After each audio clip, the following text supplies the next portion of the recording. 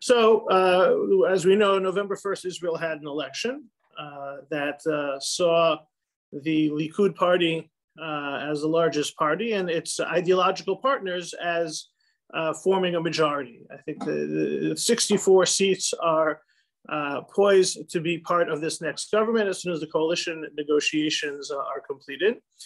Bibi Netanyahu will be prime minister. He'll also make use of the religious parties. In Israel today, you have religious parties, the Shas party, which is a Sephardic party. You have what's called United Torah Judaism, which are the Ashkenazi ultra-Orthodox, and the Hasidim and the non-Hasidim. And then you have what's called religious Zionism. And the religious Zionism made a deal with a couple of other parties, Otzma Yehudi, Jewish Power, as well as Noam, to be really, I think it ended up with 14 seats. It's the third largest party in the government. And there's a lot of discussion as to some of the personalities and their far-right ideology, which we will put to the side for now, because really a lot of the focus has been on the direction the next government may take. I think sometimes it's better to wait and see what people actually do rather than what people are saying they're going to do. We live in a world where there's often a lot of interest in in terms of the way things will go, but I say let's wait and see what happens rather than predict what's going to happen. But just as an example of some of the headlines that are out there, since this is ripped from the headlines, source number one. From the Times of Israel, just last week, Carrie Lynn Keller, Lapid warns new government will form a halachic state, a state based on Jewish law. Outgoing Prime Minister Yair Lapid on Monday charged that the incoming government was forgetting that Israel is a Jewish state, not a halachic state, and called on Likud MKs to speak out against efforts to impose religious law in the country. Speaking at his Yesh Atid's party faction meeting, Prime Minister pointed to policies proposed by the religious parties expected to be part of the Likud-headed coalition, saying that the state of Israel is a Jewish state, not a halachic state. Women will not be told where they're allowed and where they're not allowed to stand, declared. So responding to the ultra-Orthodox parties wanting to enshrine enshrine in law that it is legally allowed to have separate buses, separate events, and the like, which technically now is not allowed in public. On an Egged bus, the women can sit wherever they want. But they wanted to make it that on the Egged Haredi buses, ultra-Orthodox buses, the women will have to sit separate from the men. The presumptive coalition is Israel's most right-wing. Based on its member statements, their ascension to power will likely herald a massive policy shift on religion and state issues, the balance between the political and judiciary and minority rights. Referencing these expected changes, Lapid turned to Likud's million-plus voters and asked, is this what you wanted? That's why you voted for Likud? You're going to be a minority in this government, minority of those serving the army, a minority of the middle class, minority of those who believe in modern Jewish tradition, welcomes every person. So the idea of, remember, Likud is not a religious party. Benjamin Netanyahu is not the most religious politician out there in terms of his own personal religious practice. Obviously, he's very Jewish and has respect for tradition, but for the most part, Likud was never known to be a religious party. Likud is a secular party. So this was are we heading towards a halachic state? So, what do some of the rabbis say about this? So there was also, again, from Times of Israel, the spiritual advisor for Bezalel Smotrich's religious Zionism party said Friday that he supported turning into Israel a state governed by religious law, while insisting it would not infringe on individual rights. There's no problem with having a halachic state. No one is talking about harming people's private lives. How will people's rights be harmed? I don't understand what the problem is. We're talking about a Jewish state. Rabbi Chaim Druckman said in an interview with Yisrael Hayom Daily. Rabbi Druckman, in his, I believe his late 80s, is a senior Rosh Yeshiva and religious and rabbinic voice in the religious Zionist community. How do you define religious Zionist? Plenty of shades. It's like Baskin Robbins, 31 flavors of ice cream, probably many shades of who considers themselves religious Zionist. But Rabbi Druckman definitely would be considered more to the right politically, and religiously is fairly mainstream in his approach to certain areas of Jewish law. He was part of, at times, part of trying to certain reforms in the conversion system in Israel, and it originally started off already a dozen years ago, a whole brouhaha because of his conversions being viewed as too liberal by the ultra-Orthodox. So sometimes maybe you're doing well if people on both sides of the spectrum, ideological spectrum, have issues with you. But the position has been voiced by Smotrich himself, and swiftly drawing pushback from Likud leader Benjamin Netanyahu, expected to become the next prime minister. Rabbi Druckmann said he is aware of the opposition to his views regarding a halachic state, but he claimed pushback stemmed from ignorance with regard to what Jewish halacha is. Maybe they think we'll put a shtreimel on their head, he said, referring to the traditional hapa worn by some Haredi men. Come on, that's absurd. So it is interesting that here you have a religious Zionist rabbi saying, let's have a halachic state. Is that what Judaism expects, wants, prefers? Well, the chief rabbis have both said publicly that they think halacha should run the Jewish state. Chief rabbi calls for government to change immigration laws to keep non-Jews out. This is also Times of Israel. Chief Rabbi David Lau called on Sunday, this is last Sunday night, for the incoming government to revoke the so-called grandchild clause from the law of return, which grants Israeli citizenship to anyone with at least one Jewish grandparent who does not practice another religion. Right? He says he's been working on this for a long time. Earlier this month, Sephardic Chief Rabbi Yitzhak Yosef urged the likely incoming government to pass a bill allowing Knesset to override the High Court of Justice rulings, declaring Israel is an Orthodox state. Yosef said that the so-called override bill was an opportunity to amend the law on who is a Jew. Speaking during his weekly sermon, the rabbi claimed that Israel is an Orthodox state, not a Reform one, accusing Reform Judaism of causing assimilation abroad.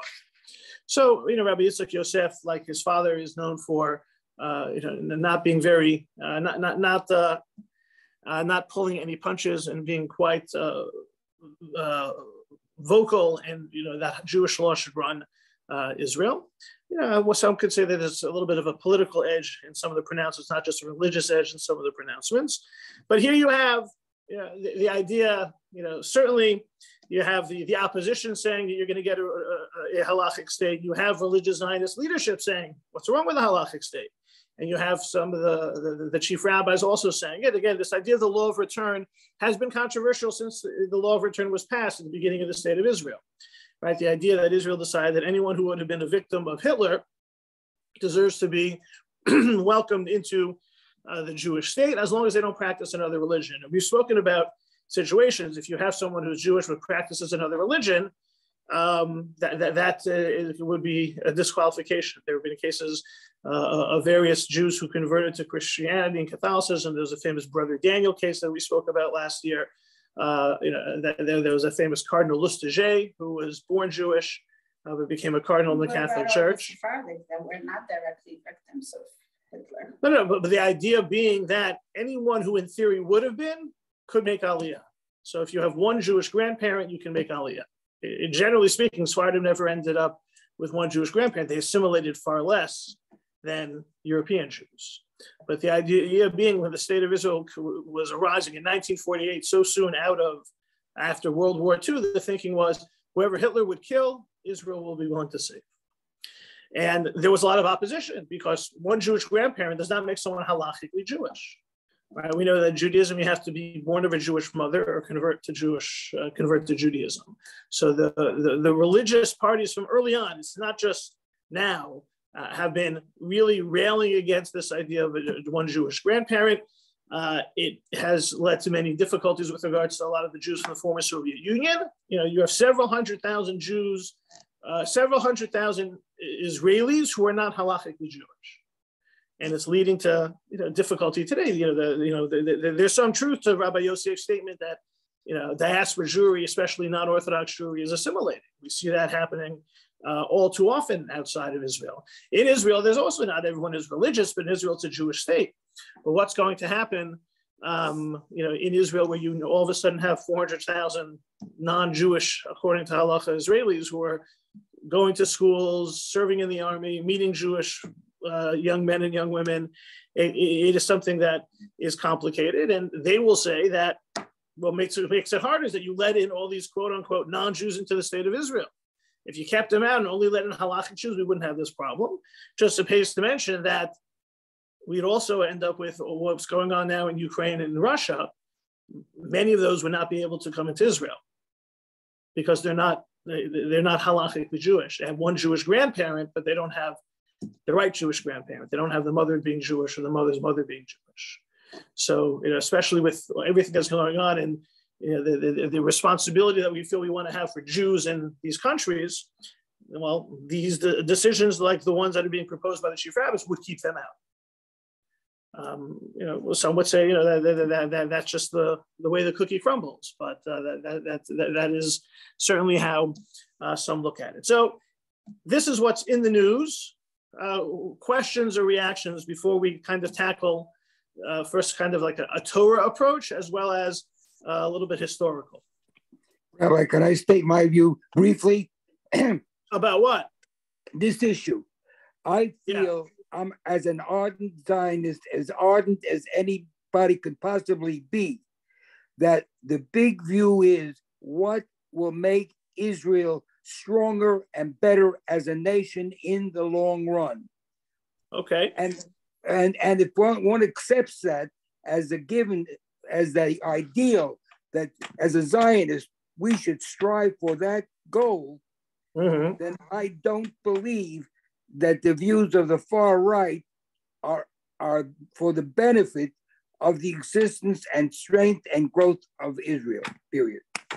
Okay, a very pragmatic view, and I think we will see that it is possible that it is possible that what we are encountering now is posturing. In general, in politics, there's a lot of posturing also. You also notice that in that first source that Lapid is talking all about how terrible it's going to be, but Netanyahu has never said he's not willing to accept all of the chief rabbis' suggestions or recommendations or the like. We'll see. At the end of the day, there's a difference between statements and what actually happens. Yes, Phyllis. I am really afraid of a state being run by rabbinic law because I look at Iran and I shudder. So I just don't like that. So that's a great segue because, on some level, what does, many of us, we're all here to study this class. Many of us I think, would categorize ourselves as religious Zionists, maybe modern Orthodox, centrist Orthodox religious Zionists, somewhere in that realm, or at least we're adjacent or consider we're interested in this. Well, what is quote unquote our view? What do our rabbis? What is tradition said on the subject? So first, the idea that religious Zionists in general, Jewish law, religious Zionists in particular, Jewish law in general, sees there as a mitzvah. It's a religious obligation to build to build Eretz Yisrael, to build the land. And so that's something that requires that requires. Let's go back to the original source. So, for example, source number 4. This is in Parshas Maseh. Vorashtem es haaretz v'shavtem ba, ki lachem nasati es haaretz l'reshes osa. You shall take possession of the land and settle in it, for I have assigned the land to you to possess. So here, the Ramban, Nachmanides comments in source number 5. It is my opinion that this is a positive command in which God is commanding them to dwell in the land and inherit it, because he has given it to them. They should not reject the inheritance of the eternal. Thus, if the thought occurs to them to go and conquer the land of Shinar, or the land of Assyria, or any other country to settle therein, they are thereby transgressing the commandment of God. And that which our rabbis have emphasized is the significance of the commandment of settling in the land, and that is forbidden to leave it except for certain reasons. And they consider a woman who does not want to emigrate with her husband as a rebellious wife, and likewise the man. The source of all these statements is here. In this verse, we've been given the commandment, for this verse constitutes a positive commandment. The Ramban is very much saying there's an obligation to settle, to live in the land. It's and to go anywhere else is wrong, right? He would not be a fan of the Uganda plan that emerged in the early days of Zionism. And Ramban seems to be responding to Rambam. Maimonides does not count a separate mitzvah, a separate commandment to live in Israel. And people have wondered why exactly this is so. Shouldn't it be obvious? So some have answered that the Rambam doesn't state the obvious. It's so obvious that Jews have to live in Israel that it doesn't have to be said as a mitzvah. It's the natural place for Jews to live. So therefore, why should it have to be a specific commandment? when we take a look at the Ramban's comments here, that's a little bit lacking. If it's a mitzvah, you should be full-throated and articulate specifically. There's an obligation to live in the land. Others expand from this idea that the verse says v'horashtem and v'yishavtem. It's not just about inheriting the land or owning the land. It's about dwelling in it. It's about living in it. It's about building a country in it. It's when we talk about yishuv, we talk about dwelling. We talk about leishev basukah. We're supposed to sit in the sukkah, and the way there that the Jewish law presents us that you're supposed to live there the same way that you live. You live in the sukkah the same way that you live in a house. So you're supposed to inherit the land and be there, but you also have to set up a country. You have to develop a state. You have to develop a government. You have to have people who will take care of all the needs of a country, and that's the Jewish responsibility.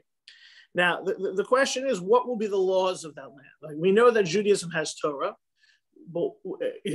so how does that Torah become applied when you have a land, when you have a state, when you have a government? And does it translate easily? Right? If you read from the Torah, can you just apply that to the laws of the countries? Right? Is there enough in there to manage all the difficult situations? Right? Someone posted, who collects the garbage? How do you counter crime? Right? Is this all possible? So maybe yes. And so here there was a colleague and friend of mine named Alex K. Wrote a book as his dissertation for his PhD called "The Invention of Jewish Theocracy: The Struggle for Legal Authority in Modern Israel." And he talks about what is the form of government? What form of government for a modern state was intended? So for example, the role of government has really changed. And this is what was pointed out by another Zionist thinker, Zerach Haftig. Once upon a time, what was the role of government? The role of government was really just to keep law and order. The role of government wasn't necessarily to instill values and regulate the culture, the climate of culture and the like. But really, in the 20th century in particular, there's been much more of expansion of the role of government, if you will, that has become as modernity has become more complex, government has also risen to the occasion. Some say too much, right? Do we want more government, less government, no government? Is it all about the individual? Right? These are issues which are fairly recent, the last 100 years or so. This is not something that people would have thought about, going back 200 years. Even in the modern era, the government was there for law and order, and not necessarily for regulating anything else. So as government becomes more complicated, that means if we're going to be looking to the Torah as our governing document, that means it has to be able to be responsive. So with that kind of opening, source number 6 is Alan Brill, professor of Jewish studies at Fordham, used to be at Yeshiva University. He had an interview with Alex Kay about this issue. And so this is Alex Kay's presentation of how things have worked history. With regards to legal systems, you have legal pluralism, source 6, refers to the idea there can be more than one source of law in a given society. In contrast, legal centralism posits that there's one source of law, almost always the state. For most of history, in most societies, people accepted the law came from more than one source. In medieval Europe, for example, there were the laws of kings, of the church, of guilds, of local councils, of the army, of universities, and so on. Each of these sources of law had their own institutions, which often clashed with each other. There was also a fealty to natural law, the principles of morality that it was felt needed no legal body to grant them authority. Jews have had a pluralistic approach to law for more or less all of their history.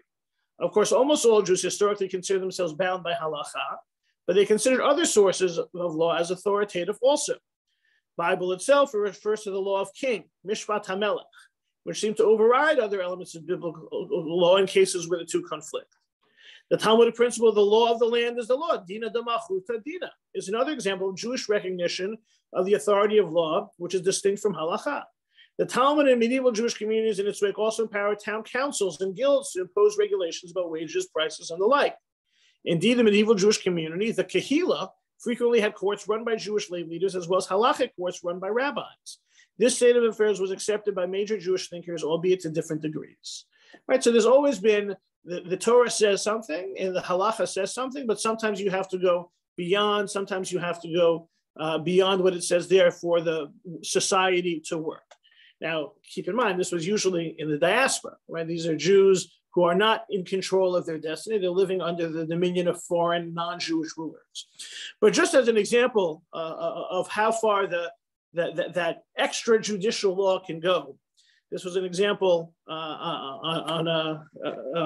a shir that I saw, a source sheet for a shir on this idea of the religious law, right? So there's a verse in the Torah, and those Torah laners among us, I'm sure Herschel will recall this, right? So I think it's in Parshas Kiseitze, where it talks about if there are two men fighting and one woman whose husband is fighting grabs the private parts of the other combatant. And what does the pasuk say you're supposed to do to that woman for that indignity that she did by grabbing onto his privates? Right? As Hirsch just posted, katsota et kapa. You cut her hand off. Now, we know that whenever the Torah says to cut things off, eye for an eye, does it mean literally an eye for an eye? No, right? Islamic society has those types of punishments, but Jewish law is that there's a penalty, right? So we never really would think about ever cutting anything off, or this type of real physical punishment as is literal. It's presented this way to warn of the severity of the crime, but we wouldn't do it literally.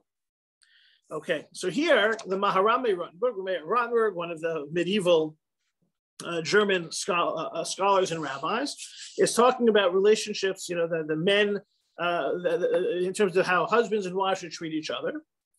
And he has, this is his source number 7. He says that if someone hits his wife, he says that I have an understanding, it's worse than in a situation where you hit a friend. Right? A friend, you should never hit anybody, but you don't have an obligation, a religious obligation to honor your friend the way you have a religious obligation to honor your wife.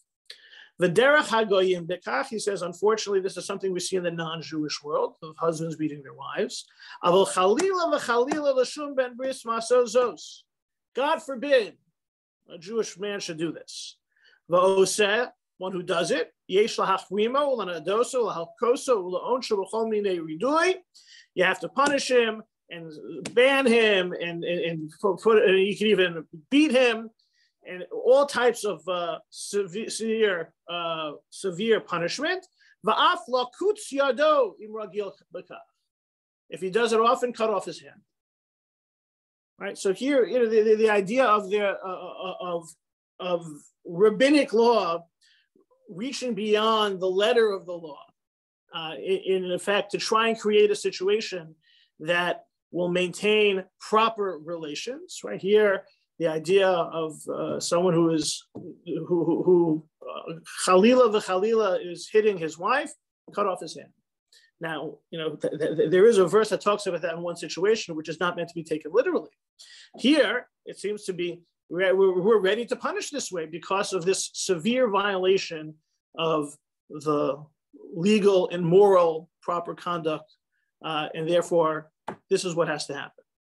And the idea of bringing this up is, getting the way that Kay presents Jewish law. Jewish law is built upon halakha, but Jewish law is also built upon other legal influences and moral influences that let us go sometimes beyond. We're not contravening or contradicting Jewish law. Jewish law, though, gives us the opening that, look, we end up with a situation. The Torah doesn't advise us as to what happens when someone is beating their wife, abusing their wife physically regularly. So sometimes you have to take the law into your own hands. So you have to take severe action sometimes. This is what Kay means by this idea of legal pluralism. You have halakha, you have Torah, you have halakha, and you will sometimes have to impose other standards and other extrajudicial means in order for the proper running of society.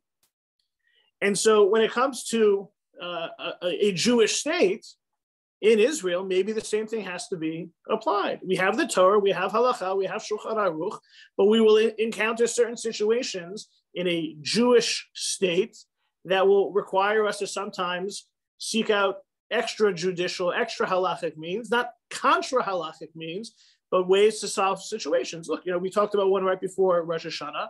This is the whole philosophy behind the Heter Mechira, the way they sell the land during the Shemitah year. This wasn't something that was suggested or recommended by Jewish law, but you have a whole industry and a whole society that's dependent now. And we're not just talking about a few farms and a few people. You're talking about a multi-billion-dollar industry for millions of people.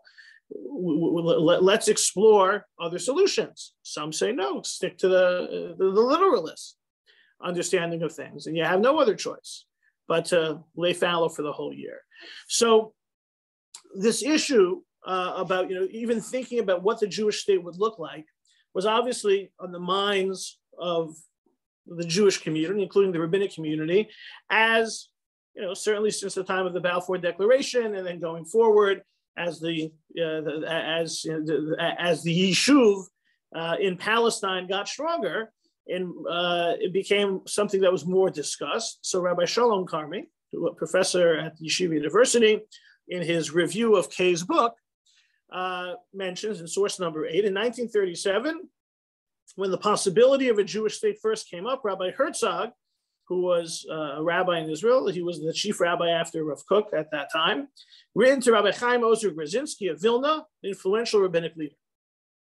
Rabbi Chaim Ozer advocated a mixed pluralistic system, referring inter alia to Drashot Haran, which inaugurated a dual system. The Drashot Haran, Rabbeinu Nissim, he's the one who talks about this idea of law, with the king's law and the law of the land. Right, a dual system, halachic law and secular authority.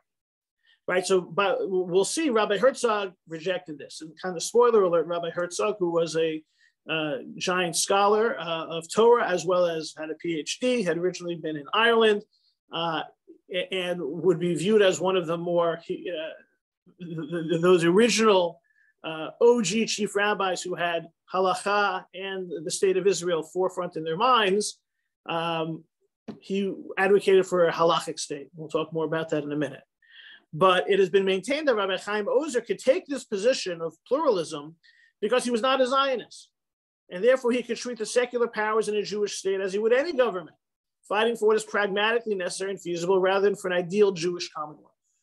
Right? The idea of legal pluralism in a Jewish state is less than ideal. Legal pluralism, when you need to impose other laws from other legal systems, that's an accommodation to a less than optimum situation. If you have a state of Israel that you want to create as a Jewish state, as a Torah state, you want to meld the two together, that would be the ideal for the Zionists. But Rabbi Chaim Ozer was not a Zionist.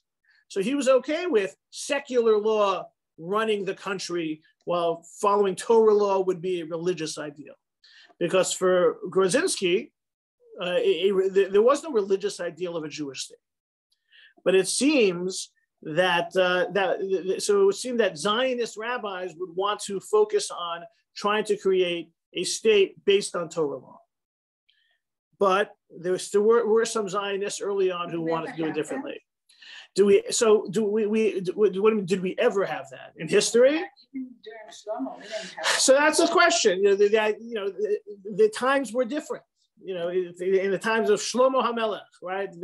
There was Torah, but there was also Mishpat HaMelech.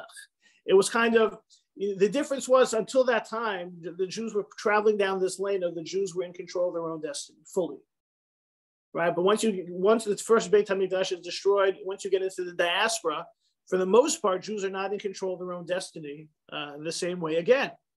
Right? The Second Temple, you had certain periods of more or less independence, but the question was never really asked in the modern era, especially as Jews are adapting to the modern era. And so the state of Israel provided that first question: should it be all Torah or not? And Rabbi Chaim Ozer Grzinski said, no, because, government is secular. So let secular law control that, as long as we, the religious Jews, get to do what we're going to do. I'm not sure even Rabbi Chaim Ozer would be able to envision a vibrant state of Israel with millions of Jews of different levels of religiosity living together, and how, and maybe in that type of a situation, would there be an ideal? But it would seem, pragmatically speaking, and going to what we're seeing today, look at how much opposition, vocal opposition there is to those who want to make a religious state. But Rabbi Druckman, a religious Zionist rabbi, says that's exactly what we want. The question is, what exactly does that mean? So 1948, Rabbi Shlomo Goronchik, who was later known as Rabbi Gorin, right? So this is 1948. He proposed a legally pluralistic system for Israel that will have two court hierarchies, one secular and one rabbinic, which will run parallel to each other, each according to its own laws and regulations. Legal pluralists such as Goronchik relied on classical Jewish thinkers like Nissim of Gerona. The Ran, who wrote at length about the reason that both halacha and civil law was needed to govern Jewish life. Several religious Zionists, especially before 1948, thought that legal pluralism would be a good way for them to have their cake and eat it too. To the Zionist state that was bound to be democratic, give equal rights to all people, irrespective of gender or religious community, while still having a central role for halacha in that design.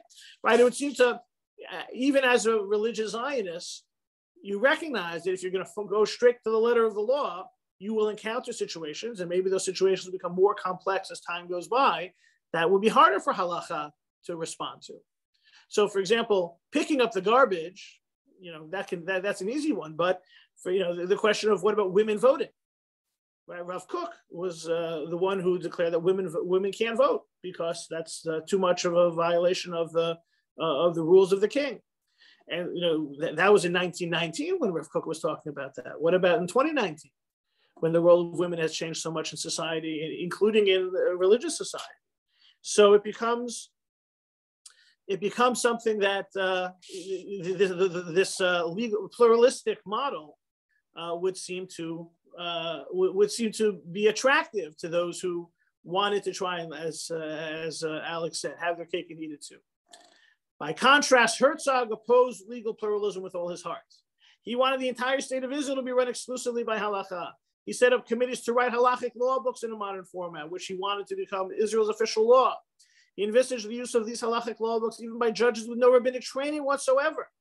For Herzog, the idea that Israel would exist as a Jewish state but be governed by a law other than halacha was anathema, right? And I think that the question is, how far can you expand halacha? And that was something that Herzog would be willing to do. Very famously, Herzog was the one who was asked the question about a police force in Israel. Right? Let's say you see somebody steal on Shabbos. Someone steals on Shabbos, can you call the police? Well, usually we only violate Shabbos for what kind of law? Pikuach nefesh, to save a life. Is someone stealing a bicycle? Pikuach nefesh. No, but Herzog said the rule of law is pikuach nefesh. If you don't enforce the small laws, then you're not going to be able to enforce the larger laws. You're going to have a breakdown in society. So it really become a question of, when you talk about being run according to Jewish law, is it Jewish law that, is it your grandfather's Oldsmobile, your grandfather's Jewish law, which wasn't ready to deal with independence, or a governing Jewish law governing a modern democratic state? That would seem to be the difference. And I think it's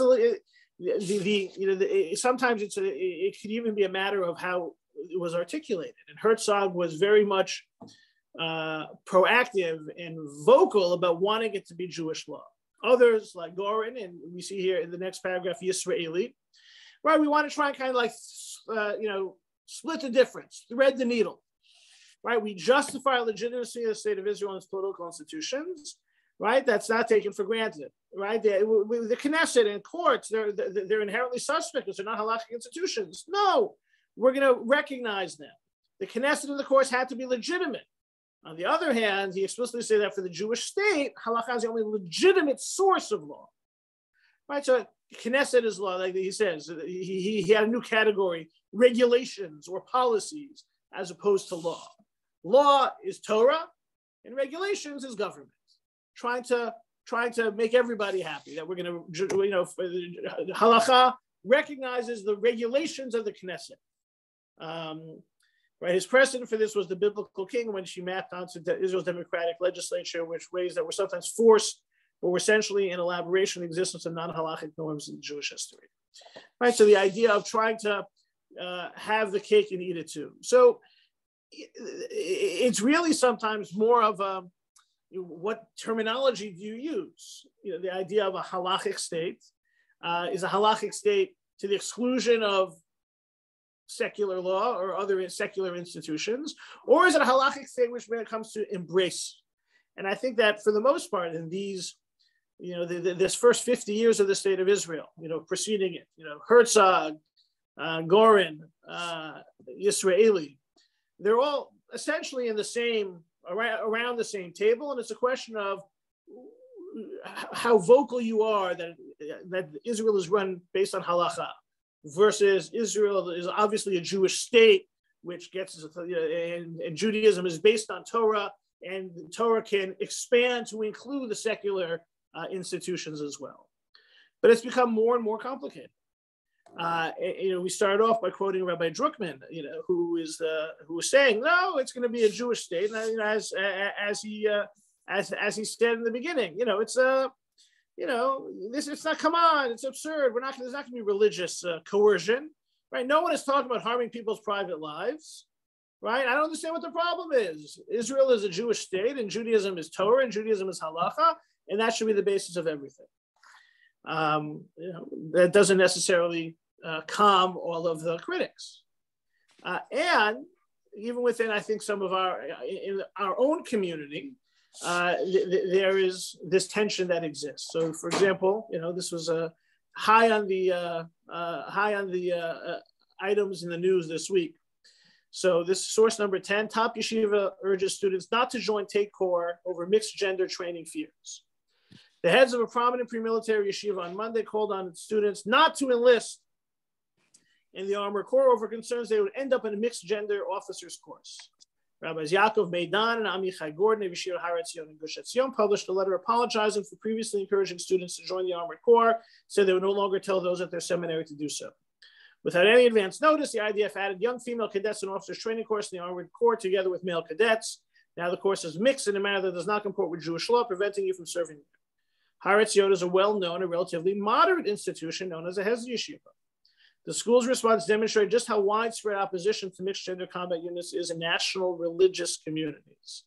In a letter to the students, the rabbis apologized and said they accept blame for the position which some students are now finding themselves because of the faith we placed in the IDF. And the IDF says this claims were incorrect and everything is still going into the arrangements which were set up.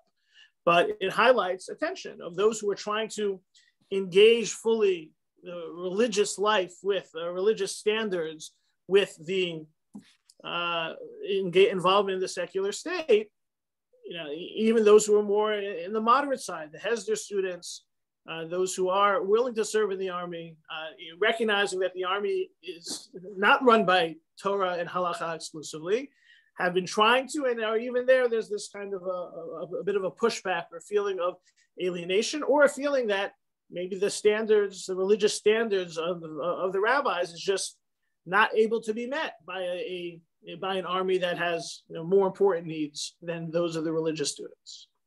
And that's Har Etzion is, gush. That's, for many of us in the Orthodox religious Zionist community, it's kind of the gold standard.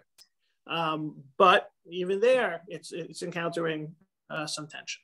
Questions or comments? Rabbi, how would the founders of Israel responded to these issues, Ben Gurion and so forth? Well, I think that a lot has changed.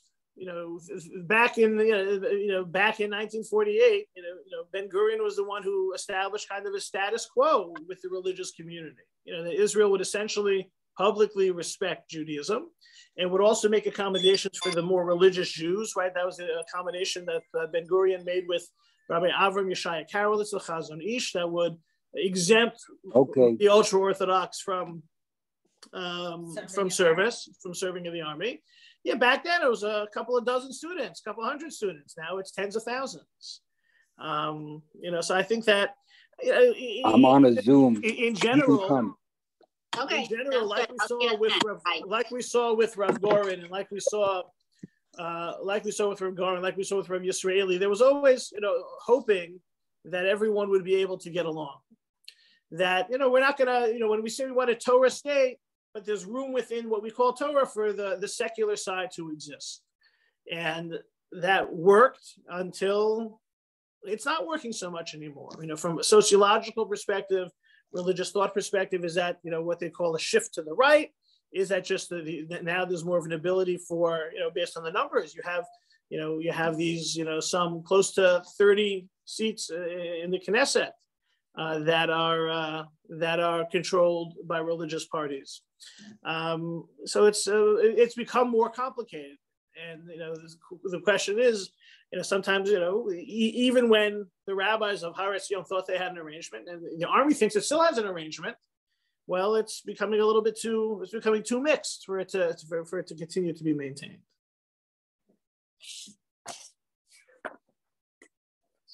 Any other questions? I think it's a black's luxury to be able to dwell on things like this. For sure. In some sense, we should. When they fought for survival, these issues. Correct. Yeah, look, we have, the fact that now we have the ability to fight over this because Israel's in such a strong position that it's not crisis mode, right? If this was real crisis mode, right, you didn't see any of this fight, you didn't see any of these issues coming up in 1967 when the armies were converging on Israel, because everyone had to be quiet and fight for their lives. And now, thank God, even though it's still very tenuous, it's very different. So, we should probably thank God that we're fighting about this. Right. The comment. Yeah. Okay. I believe that no president in American history has been as good to Israel as President Trump. Wow. However, his meeting with two fascist neo-Nazis is so harmful to Jews. We'll have to have a conversation on that too. Probably, that one it'll have to be in person. If you want to talk about that, we'll have to be an in-person class. But I'm glad, by the way, but now I'm going to go around telling everybody that Al Marshak told me that the best president for Israel is Trump, and that's it. And no, it is certainly troubling, as as we are seeing in the news reports and the criticism coming in at all sides. Look, in this day and age, it seems that people can do and say whatever they want and then move on. But your point is noted. Want to just also highlight an extension of this idea of even within the more moderate part of our community, this is a challenge. So Rabbi Carmi, who has the article that was reviewing Kay's book, writes that he recalls a 1978 conference in which Rabbi Aaron Lichtenstein was the rabbinical presenter on the topic of individual rights. On the one hand, he did his best to outline ways of minimizing friction between the secular majority and the Orthodox minority. On the other hand, he unambiguously asserted the huge gap between the beliefs of committed Jews, for whom the word of God carries absolute authority, and those who do not so accept the yoke of heaven. Some participants greeted his remarks with consternation. One, however, observed that representatives of religious Zionism in dialogue tended to downplay the fundamental conflict, implying that harmonious partnership was not difficult to attain with a modicum of goodwill. He was grateful to Rav Lichtenstein for his candor. Right, Rav Lichtenstein was presenting, those who accept Torah and halacha as binding, there's always going to be some friction there. But the idea of having an open conversation, the representatives of religious Zionism in dialogue tended to downplay fundamental conflict. What seems to be missing is that you don't really have the dialogue that will help downplay the fundamental conflict. Everyone is sticking to maximalist positions and essentially wants, my way is the only way, and this is how I'm going to proceed and present and project and demand, come hell or high water, and the other sides be damned. And I think that's why, when all is said and done, this was an initial reaction to the election at source number 12. Right, Shlomit Ravitsky, Tor Paz, director of the Shared Society Center, Israel Democracy, and to know that this is a novel position for Likud to be in. Right, the party is generally more traditional on religious issues and has long served in coalitions with Haredi parties. There's never before been a Likud Haredi government that didn't have a moderating force. There's always been someone who offset things. Now there isn't one. Right, the Likud has a mix of people, secular and traditional. right? I don't think they'll so quickly change the status quo. Tani Frank, director of Center for Judaism State Policy, Shalom Hartman Institute, a longtime activist in religious state, believes these parties also will likely rein themselves into a certain extent for fear of pushing their luck. I found myself forced to remind people we already kind of live in a halachic state situation. But I don't think we're going to be living in a full halachic state. I don't think that tomorrow there'll be a prohibition against LGBT people appearing in public. But that's not to say there won't be significant shifts in religion state issues, including rolling back LGBT rights, particularly as explicitly homophobic No One Party is now poised to be in the coalition. But Frank said the fears of a radical overnight transformation of Israel into pure theocracy are perhaps overblown. Right? The idea that, yeah, everyone's making these statements, but when the rubber hits the road and you have to actually govern, it doesn't happen that way. In general, Frank said the presumed coalition is likely to focus on strengthening the chief rabbinate and enshrining existing powers in law, giving it additional ones. And strengthening the office of the chief rabbinate is something that no one in this coalition would oppose. Right? Most Israelis don't care so much about the chief rabbinate. You know, with some of the issues that come up, and some of the, even within the Orthodox religious Zionist communities, are pushing back against the chief rabbinate's roles and views and policies and conversion and kosher supervision. You know, it's a minority pushback. At the end of the day, you know, life goes on. So you know, this discussion is certainly more in the forefront now of the headlines because of the way the election panned out, and it's actually kind of, you know, as Janet said, it's a blessing that people can, you know, make these maximalist positions from a position of relative stability and success.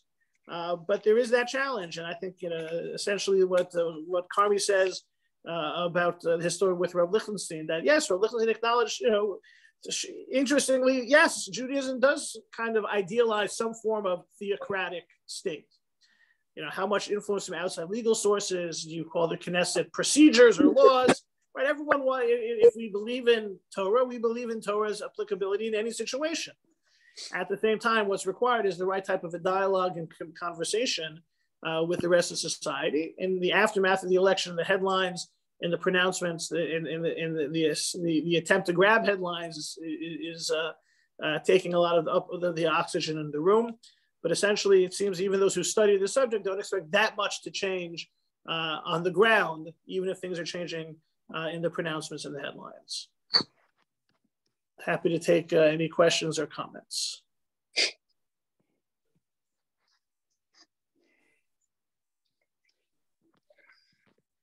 Yeah, Carl, I think you have your hand up.